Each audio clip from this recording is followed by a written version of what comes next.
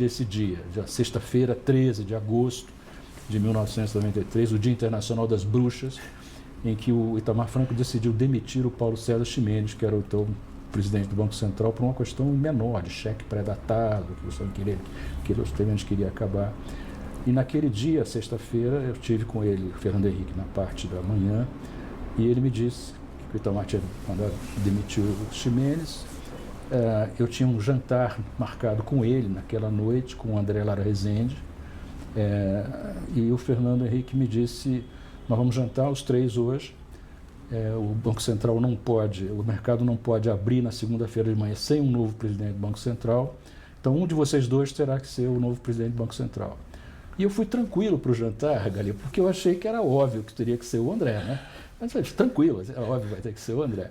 E foi um longo jantar que acabou resultando no que resultou. Eu aceitei ser o presidente do Banco Central por um período e o André aceitou me substituir na negociação da dívida, que estava praticamente terminada. Tanto é assim que nós assinamos os contratos em 29 de novembro de 93, os contratos definitivos.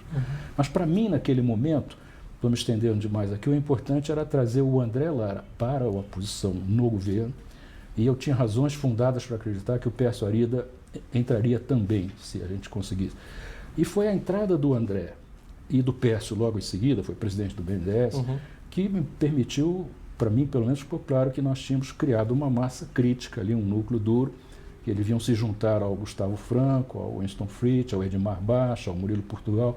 Eles disseram: agora sim nós temos uma equipe, um núcleo duro, que é pessoas que se conhecem de longa data, que já conversam sobre esses assuntos a longa data, e uma liderança política fundamental. Essa é uma coisa absolutamente essencial.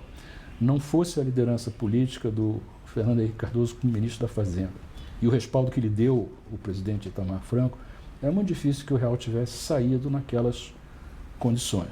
O Brasil foi o recordista mundial de inflação nos 30 anos que vão de início dos anos 60 ao início dos anos 90. Só tinham 4 países no mundo, em 1992, o último ano do calendário, antes da nossa chegada lá, que tinham inflação de mais de 1000% no ano.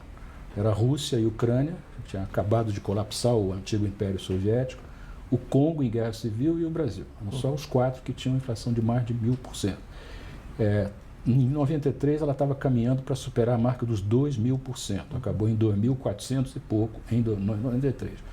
E tinha gente no Brasil que achava que não havia muita coisa a fazer, exceto levar o barco até as eleições presidenciais de 94, e aí então um novo presidente, eleito com a legitimidade que o voto popular confere, poderia